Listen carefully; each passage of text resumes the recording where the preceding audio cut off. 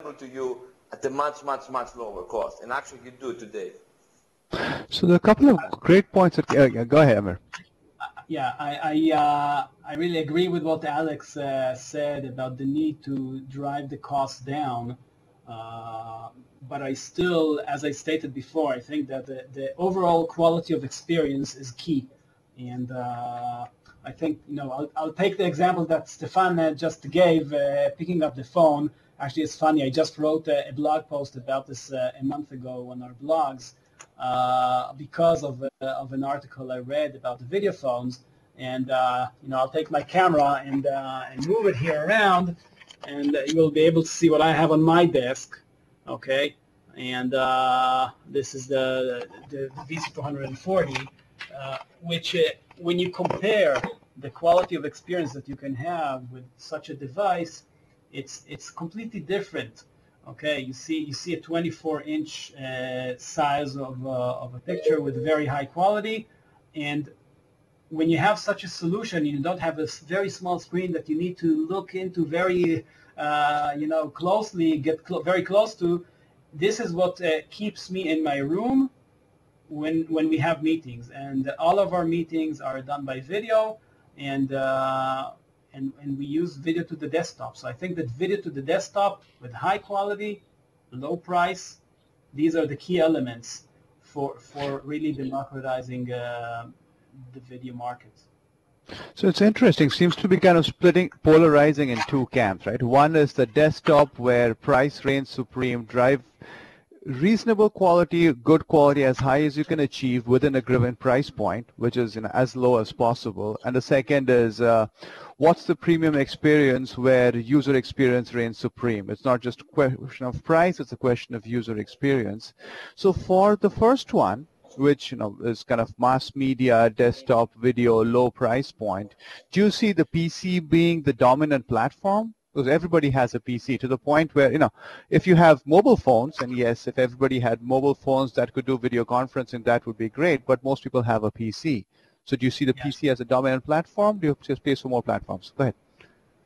I think I'll relate to the mobile phones as well, because we as a company also provide developer solutions, and we see a lot of activity related to video over mobile, even though we have been speaking about this for many years, and we didn't really see this market pick up significantly yet. But and going 10 years back, we could say the same thing about video, and we see now video getting much stronger, and everyone believes now in video. I mean, Cisco. We hear what Cisco has to say about video, and what your CEO thinks about video, and I think that we all feel very confident today that video will grow. I think that on the mobile device side, we will see the same phenomena happening a few years ahead, based on the trends we see today on the vendor side. The companies who are developing solutions today for video, and the service providers who are looking for video for the mobile. So I think we will for sure go to that direction. Desktop, we're using now a desktop solution, and that's a complementary element, because not everyone will have a more costly solution on their desk. Many people will have it as a desktop, and that's why I think that desktop video communication is critical. And another element that we will see, many times we see that actually the consumer market is driving the enterprise market, and we have seen already introduction of consumer-based video communication solutions for TVs and other elements. And I'm sure that once we will see it more on the consumer side, it will get it much stronger also on the enterprise side. True. Alex, Stefan? Yeah, I think, on the issue of mobile devices, I'm not personally convinced that users are actually going to be running to use video conferencing on those devices. I'm a firm believer of the PC, and that's because pretty much everybody has a PC, and pretty much everybody is at a PC or near a PC for a very large proportion of their time. And that's, more importantly, that's also the time that they work. Now, speaking from my own personal experience, I see that for very short communications, 5-10 minutes, the phone works fine.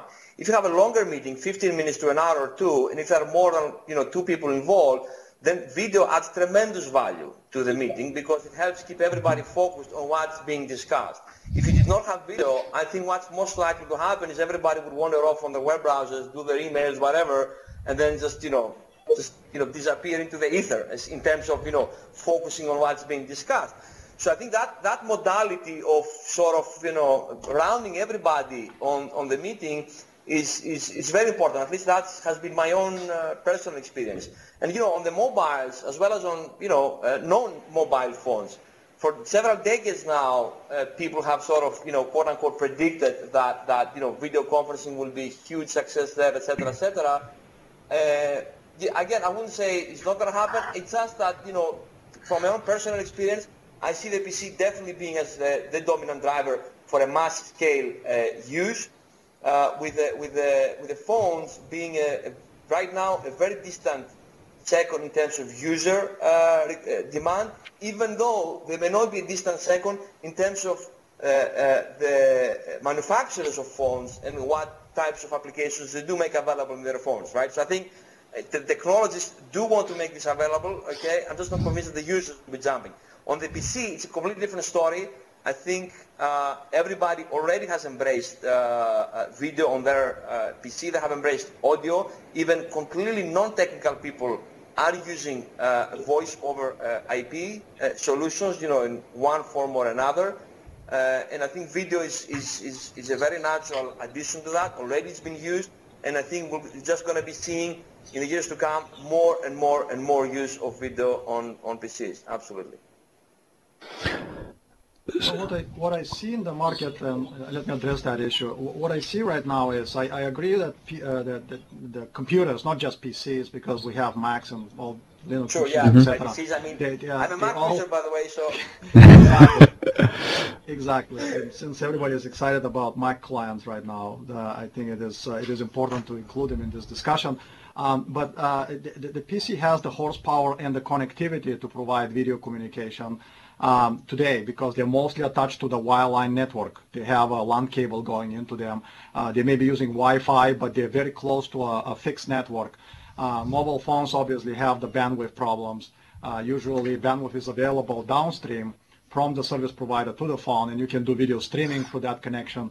But going upstream from the telephone to the service provider is a problem. You usually get just a couple of kilobits per second, and that's not even good enough for high quality audio, not to talk about any quality of video through that connection.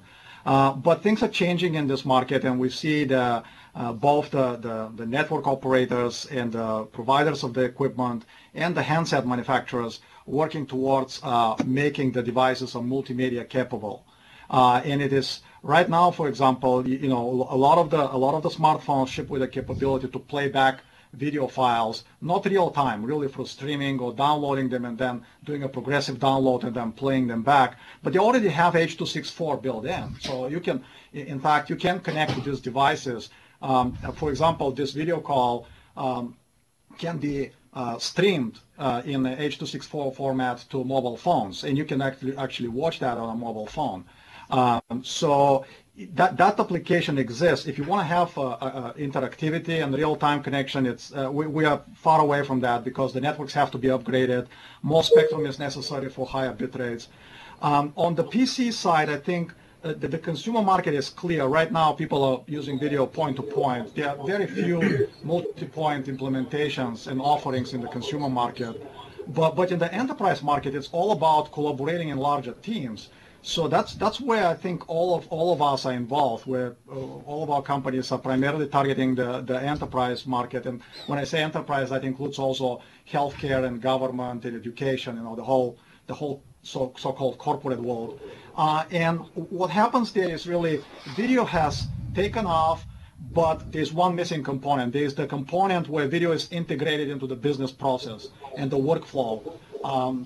And most of us are using some kind of a calendaring tool, an email tool. Email is very powerful and pervasive in the enterprise, much more than video right now. So what is the challenge right now is really to integrate these multiple applications, email, web browser,